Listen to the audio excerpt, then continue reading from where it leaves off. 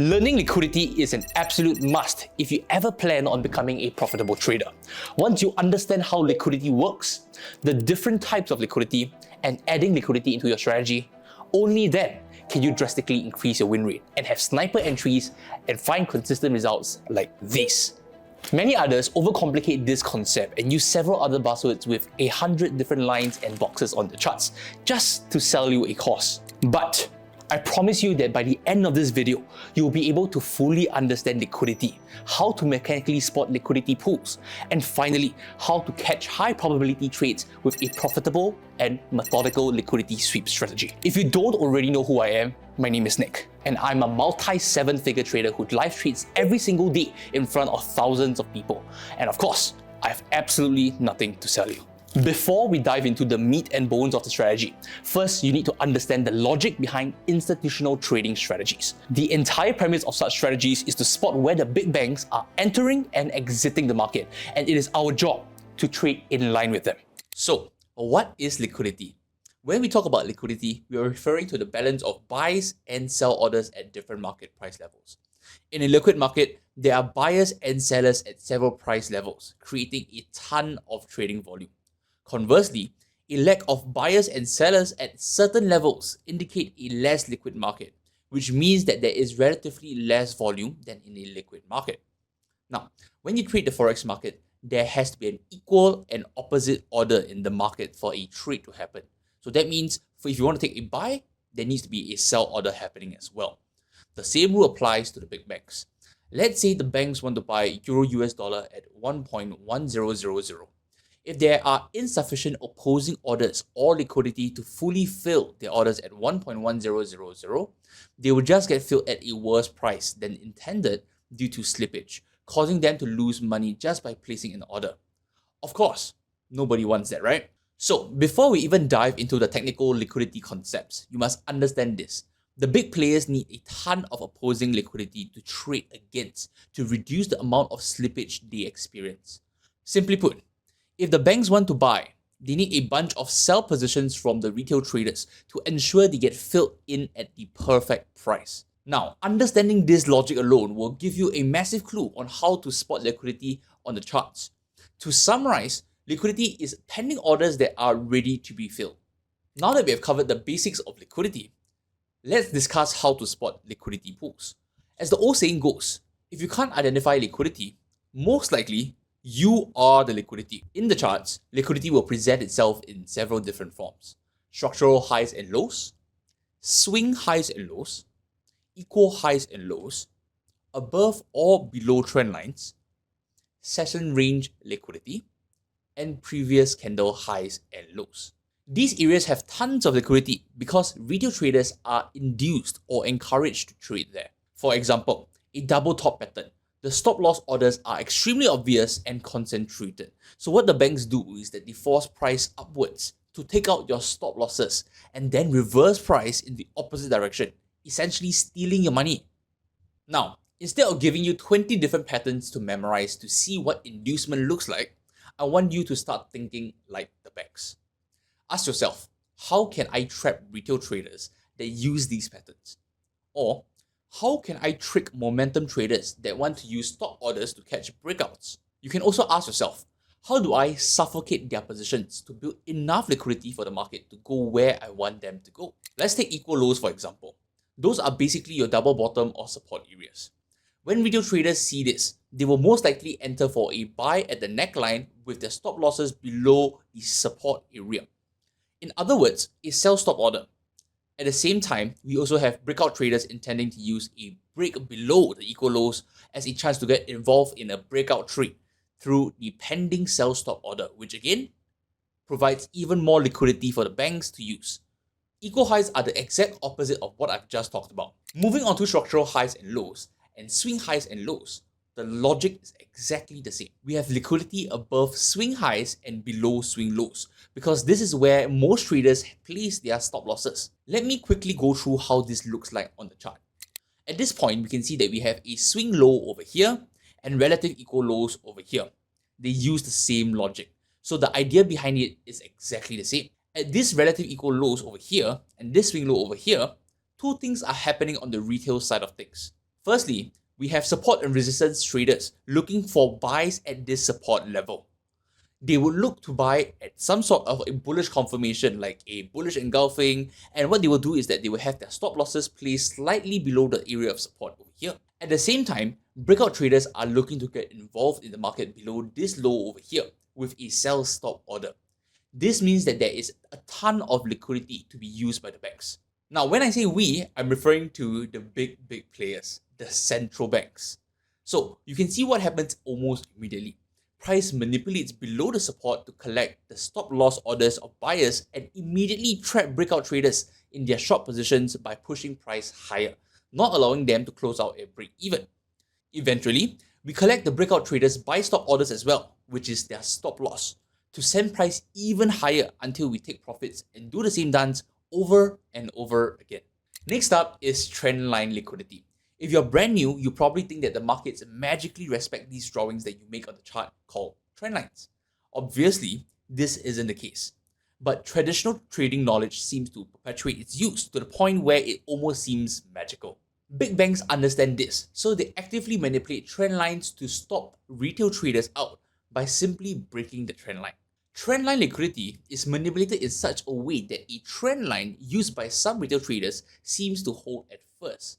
But then smart money comes in and manipulate price to go below an uptrend trend line or below a downtrend trend line. And what it normally does right after that is to continue in its intended direction. Using the same analogy of trapping traders, for an uptrend trend line, price is manipulated to break below where the stop loss orders are resting. Retail traders who enter earlier also see this as a chance to mitigate their losses or to get out at break even, leaving behind orders for smart money to collect. Think of it like trapping traders. In an uptrend, price is pushed down to where the stop loss orders are. Traders who got in earlier see this as a chance to cut their stop losses or break even, leaving their orders behind for smart money to grab. Similarly, breakout traders will see this as a trendline breakout and enter based on their own buy or sell stop orders, adding more liquidity for smart money to take. On to the next type of liquidity, session range liquidity.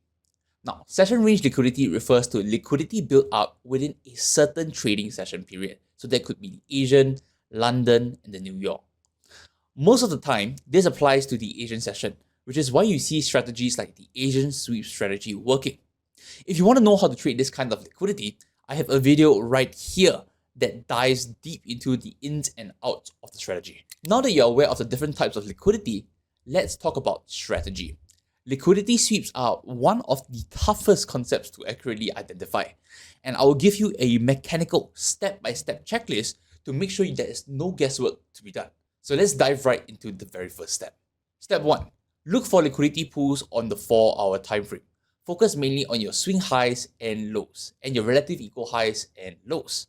If you're brand new and don't understand what a swing high and low is, let me explain to you in terms of market structure, which is an important concept in order to understand liquidity. In an uptrend, you'll notice that the market is forming higher highs and higher lows like these. These are your swing highs and lows. Many retail traders will take advantage of the uptrend to take buys over here, and they will tend to place their stop loss below the swing lows and take their profits at the swing highs, leading to many pending or stop orders at these specific areas. The big banks use this understanding to manipulate the market at these liquidity pools. Likewise, in a downtrend, you'll notice lower highs and lower lows, and these are your swing highs and lows. Similarly, many traders will use downtrends to take sells, and they tend to place their stop losses at these swing highs and target their take profits at their swing lows, leading to many pending stop loss orders at these areas as well. Same thing. Banks aim for these areas of liquidity. As per the drawing I showed you earlier on, relative equal highs and lows are basically your support and resistance areas where you see many lows or highs around the same area or points of area where it seems to bounce off. Let's take the support for example. Retail traders will use support to take buys and they will place their stop losses under these support or equal lows, therefore creating many pending sell stop orders at these areas. This becomes a good place for the banks to aim for these concentrated areas of liquidity. Resistance-wise, retail traders will use these areas of resistance to take sells, and they will place their stop loss above the resistance or equal highs. This results in many pending buy stop orders created, allowing for the banks to target these areas of liquidity as well. Step 2. Drop down to the 1 hour time frame to see if we tap into a liquidity pool. After tapping into this point of interest, we want to see a balanced price range or a BPR. If you're not sure what a balanced price range is, you need to first understand what a fair value gap is. A fair value gap is a simple 3 candlestick pattern where there are 2 different types of it: the bullish fair value gap as well as the bearish fair value gap. For the bullish fair value gap, identify the top wick of the first candle and the bottom wick of the third candle. If these 2 points in price does not touch each other, it creates a gap. And this is our fair value gap, which can be drawn using a box like this. This is where a lot of pending buy limit orders are sitting, making it a good area for banks to target to collect orders from to generate liquidity. You can use a bullish fair value gap as an area of support to look for potential buys along with the banks. For the bearish fair value gap, identify the bottom wick of the first candle and the top wick of the third candle. If these 2 points in price does not touch each other, it then creates a bearish fair value gap, which can be drawn like this. This is also where a lot of the pending sell orders are sitting, making it an excellent area for the banks to target to collect orders from in order to generate liquidity. You can use a bearish fair value gap as an area of resistance to look for potential sells along with the banks. Using the knowledge of fair value gap, a balanced price range, in short, BPR, is 2 opposing fair value gaps that overlap each other. It's essentially a reversal pattern. So there are 2 types of BPR, just like how there is for fair value gaps. So let me explain. A bearish BPR is formed when a bullish fair value gap is overlapping with the bearish fair value gap. This means that all the buy limits at this bullish fair value gap have been completely taken out by the bearish move that has created this bearish fair value gap. This becomes a great area for price to take sells from. Think of it as a support that broke and became resistance. The opposite is true for a bullish balanced price range. Now, understanding how balanced price works is important. It is a great concept I use to give a strong indication that price is being manipulated into and out of a high time frame liquidity pool. Step 3. Set a limit order at the start of the 1 hour BPR or market execute at the creation of a BPR, which is where the next third candle closes as seen over here. Your stop loss is placed at the most recent swing point that the balanced price range has created. This ensures that if the trade reverses against you, you can get out with minimal loss. Take profit wise, you want to target a 1:2 risk to reward ratio. This allows us to get in and out of the trade without too much worry of the trade reversing back to our entry, because once we have a balanced price range tested, we are expecting a high volume push away from it, making a 1:2 RR an easy target to hit. Now that we understand the 3 exact steps, let's go through some examples using this strategy. This is the 4-hour chart on AUD US dollar, and let's go through the step once again. Step 1, you can see here that we have relative equal lows, which is our liquidity pool. The reason why this is a liquidity pool is because we have many retail traders looking to buy at the support, placing their stop loss under these lows, leaving many pending orders for the big banks to come back and collect from. So I'll mark it out over here. Step 2, I will drop down into the 1 hour time frame to look for a tap into the relative equal lows. After price has manipulated these lows with a bearish fair value gap, I'm looking for a bullish fair value gap to get out of the POI. We form a balanced price range or a BPR right over here. Now, if you remember from the previous section, a BPR is our confirmation to enter this trade, and therefore we can move on to step 3. I'll place a buy limit with stop loss below the swing low, targeting a 1:2 risk to reward ratio. The reason why I place my stop loss below the swing low is because if price dumps below this swing low here, the trade would then become invalidated, as it would have mean that price still has bearish intention to continue lower. For the take profit wise, we use a 1:2 risk to reward ratio to ensure that we can hit our take profit without price having to retrace back to our entry point, even though we were in profits. This also allows us to get in and out of the trade without too much stress. Now let's see how this trade goes. There we go. TP hit in the next few candles. Let's move on to the next trade. I'm on the 4-hour chart on Euro US dollar for this specific example. So step 1, let's identify our liquidity pool on the 4-hour time frame. So you can see here that we have relative equal highs. This is where many retail traders who are looking to sell at a resistance will place their stop loss above these highs, leaving behind many pending stop orders for the banks to collect later on. So I'll mark this area out. Step 2. Drop into the 1-hour time frame to observe the tap into the point of interest, which is the liquidity pool. Once we tap the liquidity pool with a bullish fair value gap, I simply wait for a creation of a bearish fair value gap to form. Once price has tapped into the liquidity pool with a bullish fair value gap as seen over here, I simply wait for a bearish fair value gap to form lower from where the bullish fair value gap was created, hence creating a balanced price range. Step 3. Since the bearish intention is so strong, as seen by the large bearish candles following the bearish fair value gap, you can just enter off the creation of a BPR, which becomes the confirmation to enter. I place my stop loss at the swing high. Now, if price decides to break past the swing high, the trade becomes invalidated, as it would mean that the market has higher intentions to continue pushing higher, and we wouldn't want to hold our trade for a larger loss. Take profit wise, a 1:2 risk to reward ratio will allow you to get in and out of the trade swiftly without having to worry too much about the trade coming back to your entry position. Remember guys, the goal of trading is to put money in your pocket and not catch the largest trade possible. So now let's see how this trade plays out. There we go. The bearish intentions followed through quickly and smashed our full take profit. Now, I do understand that some of you guys here may still be confused. So the most important thing here is to ensure that you rewatch the first part of the video to understand the full concept and reasoning behind these steps in order to be able to execute this trade with complete understanding. But to ensure that you guys here understand exactly what is going on, let's go through one more example to ensure that this trading plan is bulletproof. So for our last example here, I'm going to be doing this just to prove that this strategy works on all markets. We'll take a look at the Nasdaq future charts. Step 1, liquidity pool. Again, we are looking at the 4-hour time frame where we do see relative equal lows over here.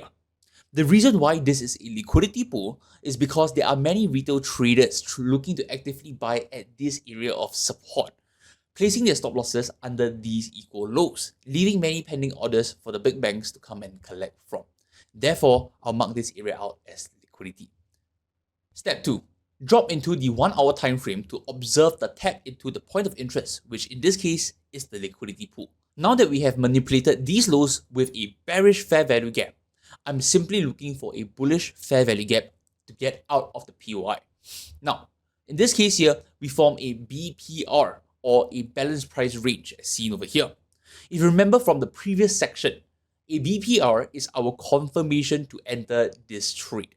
Now for the final step, step 3, I will place a buy limit with stop loss below the swing low, targeting a 1:2 risk to reward ratio. Now, I know I sound like a broken recorder, but the stop loss placement is extremely important. If price decides to break below the swing low, we do not want to be in the trade, as it would mean that price has still bearish intentions to continue lower, hence invalidating the trade and minimizing our risk. For our take profit placement, a 1:2 risk reward ratio is great to allow us to get in and out of the trade fast without being in the trade for too long. Now, this also coincidentally lines up with a rejection zone as seen over here. Multiple different wicks tapping into this area, right? And I do expect price to reject from here. And therefore, when we put our take profit at a 1:2 over here, we ensure that we get out of the trade risk-free, irregardless whether the trade reverses after tapping this area. Just a final bonus tip since you made it all the way to the end of the video. The 4-hour and the 1-hour time frame used in this strategy are just guidelines. The main idea is to use one high time frame to identify your liquidity pools and one lower time frame to identify your confirmations, which in this case is your balanced price range. That means that if you want, you can use the 1 hour as your higher time frame liquidity pool, as well as your 15-minute time frame as your lower time frame confirmation. If let's say you want to go even lower as a scalper, you can use the 15-minute time frame as your higher time frame liquidity pool, as well as your 5-minute time frame as your lower time frame to search for your balanced price range. Look, Having this liquidity strategy isn't going to magically make you a millionaire overnight. I've had people take months to master a singular strategy, and truth be told, a simple YouTube video isn't going to cut it. Here are the steps you need to take today if you're serious about implementing whatever I've just told you into any strategy of your choice. So listen up very carefully. Firstly, figure out exactly what type of trader you are. As a beginner, I would recommend you to stick with the higher time frames, which is the 4-hour using the 1-hour time frame for confirmations. Exactly what I mentioned in this video earlier on. This is because trading on higher time frame allows you to cut out a lot of the noise and the random wicks in the market to have a cleaner trade and overall higher win rate. That being said, if you're more advanced, you're going to want to look at scalps. This means shortening the time frame from 4-hour liquidity pools to 1-hour liquidity pools and then using the 50-minute as your confirmation time frame. Second, backtest this strategy on multiple different pairs to see which pairs yield you the highest win rate overall. Look, if you've been in the forex market for an extended period of time, you would know that pairs like odd cat don't work well with this type of strategy because it simply lacks the liquidity overall. It just keeps on ranging and it doesn't move much. However, in the examples like Euro US dollar and AUD US dollar, these are pairs with tons of liquidity, and therefore this kind of strategy tends to work better based on my own personal backtesting. So what you must do is to make sure that you have at least 1 to 2 years of backtesting data for whatever pair that you're planning to trade this strategy on. Most social media traders will never tell you to backtest and put your strategy through rigorous testing.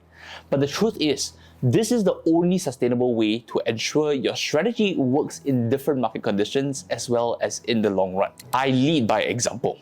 You can check out my YouTube channel. I stream live showing exactly step by step my backtesting process and how I've come up with my strategies that I've come up with thus far. That's exactly what you need to do in order to remain a successful trader in the long run. Third, risk management is key no matter what strategy you use.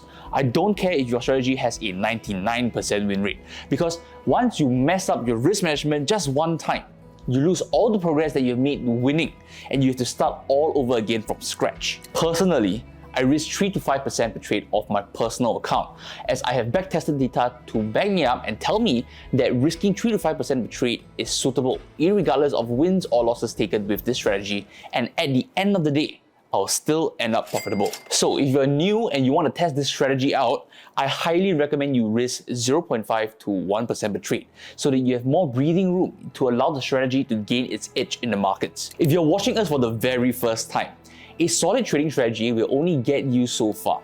What is going to push you over to the land of profitability is deep understanding of who you are as a trader and how you manage your emotions. Another thing that will truly help you with this is having a robust risk management approach. So let me explain what I mean. Liquidity sweeps are very often the top or bottom of a move.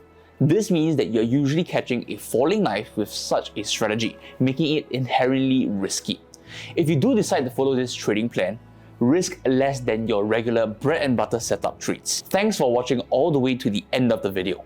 If you'd like to see more videos on different beginner-friendly strategies, do check out the videos over here. If this video does benefit you in any way, shape or form, do consider smashing the thumbs up button and share this with someone that may actually benefit from this. Thank you so much for your time. I hope that this was a positive ROI for your attention, and I'll hope to see you in the next one. Nick signing out.